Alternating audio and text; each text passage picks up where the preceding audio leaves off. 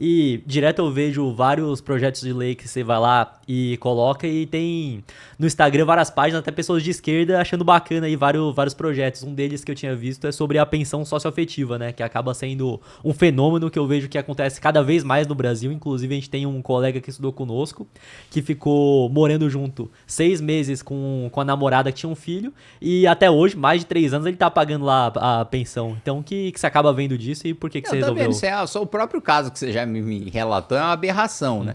O cara fica 6 meses com a menina, que tem um filho, e aí é obrigado o resto da vida de pagar a pensão. E cadê o pai dessa criança? E o pai nem registrou a criança e não paga a pensão. Então, assim, o responsável é o pai, né?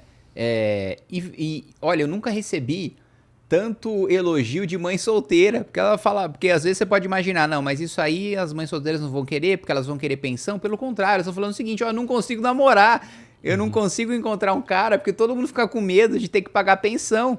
E eu não quero pensão desse cara, né? Agora, tem gente oportunista que quer e transforma isso numa indústria, né? Tem caso de mãe solteira recebendo pensão do pai e 2 pensões de ex-padrastos. Então, assim, isso é... Teve um caso que também, pra mim, é um dos mais bizarros de todos, de um cara que ele registrou o filho, pensando que fosse dele, teve um processo judicial, ele descobriu que não era dele, né? E foi obrigado a pagar pensão. Então, o cara descobriu na justiça que era corno, e ainda foi obrigado a pagar a pensão pra mulher que traiu ele. Então, assim, é um negócio assustador, não tem respaldo legal, né? Uma jurisprudência criada pelo Superior Tribunal de Justiça que a gente pode derrubar com essa legislação, porque, assim, não é razoável, né? O responsável é o pai. Aí muita gente questiona, mas tem gente que, né, tem um padrasto que acolhe, né, o filho do companheiro, da companheira por amor. E eu não estou impedindo que isso aconteça. Se um sujeito vai lá e casa com uma mulher que tem um filho, ele vai ter o vínculo formal com aquele filho, mas porque ele quis. Não porque uma decisão judicial mirabolante impôs aquela relação. Porque olha o nível de maluquice que a gente chega quando o judiciário quer fazer uma avaliação. Imagina, você está num processo judicial, tem um advogado para fazer a análise ou a defesa de uma relação socioafetiva, de uma relação de afeto. Fala, como é que você mede, metrifica, calcula o afeto num julgamento, num processo?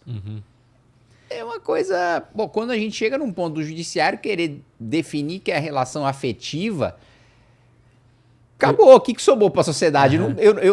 Eu não consigo definir nem mais, eu não posso decidir nem mais em quem eu sinto afeto, quem eu não sinto afeto, que é o judiciário que vai decidir por mim.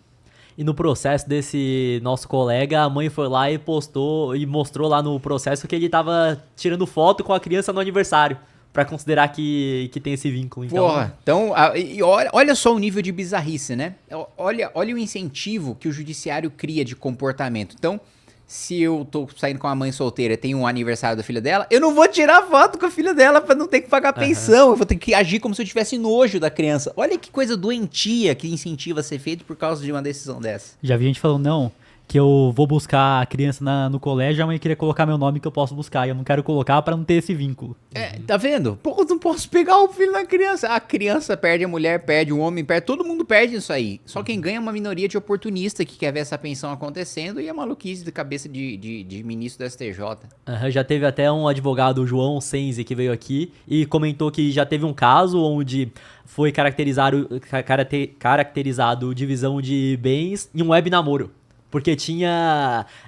como é que é? Porque... Planos de futuro. E aí, num web namoro, nunca tinha visto a mulher tinha comprado um apartamento e teve divisão de bens. Porra... Até nem pela internet agora você tá seguro, né? Que tinha mensagem, que a gente vai casar, que eu quero ter filho com você, aí já caracterizou como... E aí dividiu o apartamento. Então eu vejo que muitas vezes... Isso. Muitas vezes algo que não deveria ser julgado por nenhum juiz, há uma relação entre pessoas... E a própria relação de afeto mesmo que tá lá atrapalhando muitas mães solteiras, né? Que a mãe solteira muitas vezes que é bem intencionada. não deu certo com o marido que tava, ou enfim, teve um filho, quer se relacionar e não consegue mais porque os homens estão fugindo disso, né? Black Friday vitalícia Milionários Eternos. Você vai ter acesso a todos os nossos cursos, seja para ganhar dinheiro criando conteúdo para internet, quanto também para investir de forma vitalícia. E para ter acesso a essa oferta é muito simples. No dia 6 de novembro faremos uma live e para se cadastrar e ter acesso a essa live é muito simples. É só vir aqui no link da descrição, colocar seu nome, e-mail e, muito importante, entrar no grupo do WhatsApp. E essa questão do imposto de renda, da isenção até R$5.000, que é um projeto que você já vem falando há muito tempo, agora o Lula só foi querer aprovar, na minha visão, por conta de popularidade, porém tem a contraparte que eles querem taxar os super ricos, que acaba sendo quem tira de dividendo mais R$600.000 no ano. O que você enxerga disso? Eu acho o seguinte, primeiro, não é nenhum favor que o governo faz, né? Há vários governos já há mais de década não reajustam a tabela do imposto de renda. Então, na realidade, o que a gente teve foi um aumento de imposto velado ao longo do tempo, porque se tudo está ficando mais caro pela inflação, mas o imposto não está sendo reajustado, eu estou pagando mais imposto. Em 94 pagava imposto de renda quem ganhava mais de 9 salários mínimos. Então hoje teria que ser aproximadamente 13, 14 mil reais. Então, e mais uma vez, eles não corrigiram a tabela. Eles colocaram a isenção para R$5.000, mas toda a parte de cima da tabela não foi reajustada. E gente que eles falam de taxar os super ricos. Cara, quem ganha R$8.000 por mês não é super rico, né? Só aqui no Brasil mesmo, cara, pro governo dizer que não é nem um rico, é um super rico, né? Não sei, é um rico que voa, tem superpoderes. O cara que ganha 10, 15 mil reais, são profissionais liberais. Os profissionais, né, com uma qualificação maior e mais experiência no mercado de trabalho, um médico, um engenheiro, um advogado, né, alguém que seja um profissional liberal e que tenha uma renda maior, se enquadrando como se o cara, sei lá, fosse o Bill Gates, fosse o Warren Buffett, né? Então, e outra coisa, a compensação já veio, não precisava aumentar imposto, porque eles já aumentaram o imposto antes. 2, primeiro o IOF, compensava com a arrecadação do IOF, e segundo, com a medida provisória 1303, que felizmente a gente conseguiu derrotar, mas que vinha para compensar a arrecadação do IOF que eles não perderam, né? Então, fonte de financiamento já teve, não precisava aumentar o imposto em um centavo. E o IOF, que foi anunciado do dia pra noite, até lembro que era numa sexta-feira, porque aí sábado e domingo ninguém comenta nada, só que depois o Congresso chegou a derrubar. E foi o STF que colocou de novo. Como é que ficou essa questão? Ficou assim, o STF devolveu. Devolveu e vai ser isso mesmo. O Congresso tem presidentes fracos e acho que ia cobrar retroativo de quem tinha feito enquanto foi barrado ainda. Queriam fazer isso, aí o Haddad falou que a Receita achou complicado demais. Traquear tudo isso aí, exatamente. Entrar em contato com todas as instituições e aí resolveu deixar isso aí passar. Pra você ver, quando a Receita e o Haddad desistem de arrecadar porque tá difícil, é porque realmente era um negócio muito complexo. Realmente, E hoje acaba sendo complicado com um IOF de 3,5 mais o spread da instituição, pra mandar dinheiro pra fora, o cara tá pagando um pedágio de quase 5%. Sim, e não só financiamentos quaisquer, né? Não precisa nem mandar dinheiro pra fora, E acaba sendo difícil até uma barreira maior para que o investidor estrangeiro coloque dinheiro aqui. Porque ele pensa, beleza, para entrar o dinheiro o IOF ainda é 0,38. Só que para sair ele vai ter que pagar esse pedágio gigantesco, ele pode pensar, não vale a pena colocar mais não. Mas é exatamente isso que está acontecendo. Olha quanto investimento está recebendo o Paraguai, o Uruguai, a Argentina, o Chile. Todos são países muito melhores para se investir do que o Brasil. E o Brasil só endurece as penas para quem quer investir aqui. Com certeza. E a 1303, que você foi fortemente lá para querer barrar, como que aconteceu isso? Cara, isso foi muitas horas de articulação, né? Primeiro, tinha uma tese, né? Uma das poucas coisas que eu conheço profundamente é o processo legislativo, né? E a medida provisória, né? Ela, em regra, ela tranca a pauta, né? Não se pode votar nada enquanto não votar a medida provisória. Só que aí o Congresso, já há muito tempo, inventou uma gambiarra.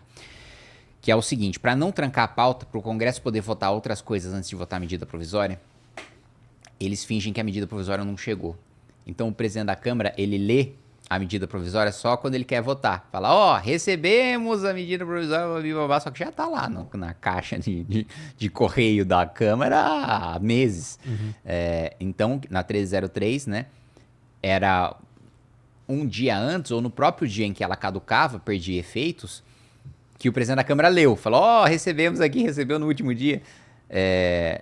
E aí o que eu propus para os líderes partidários era o seguinte: em vez da gente rejeitar a medida provisória no mérito, né, em vez da gente votar contra a medida provisória, vamos apresentar um requerimento de retirada de pauta, que foi o que eu fiz, o meu que foi aprovado e derrotou a medida provisória, porque se a gente tira a medida provisória de pauta, a gente tranca a pauta, tinha outros 50 projetos de interesse do governo na pauta, no dia. E a gente tranca a pauta e o governo não só tem essa derrota, como não consegue ter nenhuma vitória. Mas mais do que isso, a única matéria que não é trancada por medida provisória é matéria penal. E todos os projetos de matéria penal que estavam na pauta eram de interesse da oposição. Então só sobrou projetos bons para a oposição para serem votados porque a gente aprovou esse requerimento. Então foi uma das maiores derrotas que o governo teve até agora. Acho que é um único aumento de imposto que o Congresso conseguiu efetivamente barrar, né? A oposição conseguiu efetivamente barrar. E dá para passar um recado claro também de que o governo muito dificilmente vai conseguir aprovar novos aumentos de imposto, né? E o que acaba sendo complicado é que nessa MP tinha imposto em cima de investimento e tinha em cima de bet também. Aí a bet logo de cara eles já conseguiram tirar e ficou investimento. Exato, o governo saiu espalhando, depois que a medida provisória foi rejeitada, a grande mentira de que, olha, o Congresso está defendendo o bet. Não, peraí, o deputado do PT que tirou o bet do texto, né? Quem relatou foi o PT. E não foi a pedido de nenhum líder, não foi em nenhuma votação, não foi em nenhum destaque, não foi alguém que chegou e falou, vamos votar para tirar isso do texto. Não, o próprio relator tirou da cabeça dele, porque ele quis, né? Então, o PT quis tirar a bet, que eu digo e repito, o único aumento de imposto que eu voto nesse país é para bet. Primeiro porque paga menos imposto do que outros setores. E segundo porque eles precisam compensar os gastos que a gente está tendo com ludopatia no SUS, né? Eles precisam compensar o mal que eles têm causado para a sociedade brasileira. Então, o único trecho que seria aproveitável ali da medida provisória, eles próprios escolheram tirar, né? E eu vejo que seria positivo ter mais imposto pra bet até pro apostador. Que ele entra no tigrinho lá, ele vê que tá soltando menos carta, que ele tá tendo menos super ganho, ele não vai querer mais apostar. Que ele entra na odd lá do esporte, ele não tá... As odds são menores, então eu vejo que o incentivo pro cara apostar seria menor também. Exatamente, E quando o cara não vê que a chance dele ganhar é ainda menor, ele acaba muitas vezes deixando de acreditar que isso é uma oportunidade. Talvez não, porque existe uma irracionalidade grande, né? Mas... O cara tá tão viciado que eu não quero nem saber o quanto ele vai ganhar, qual que é a chance dele ganhar. Mas tem uma parcela ainda racional que deve ser afetada, assim. E o que é complicado também é que o brasileiro hoje que trabalha na formalidade mesmo, já paga muito imposto na renda. Aí no consumo ele paga ainda mais. Ele sabe que ele não vai conseguir se aposentar pelo INSS. Aí ele fala, não, vou investir meu dinheiro aqui, colocar um dinheiro na LCI, na LCA, colocar na renda fixa, comprar um fundo imobiliário, ele vai ter que pagar mais imposto ainda. Até no próprio acúmulo de patrimônio do investidor é prejudicado, se passasse realmente, né? E pra você que quer comprar criptomoedas ou investir no exterior, a parceira aqui do podcast é a Quantifury, corretora internacional 100% taxa zero, e fazendo seu primeiro investimento equivalente a $50, você ainda ganha uma recompensa em Bitcoin. É só escanear o QR Code que tá aqui na tela ou clicar no link da descrição.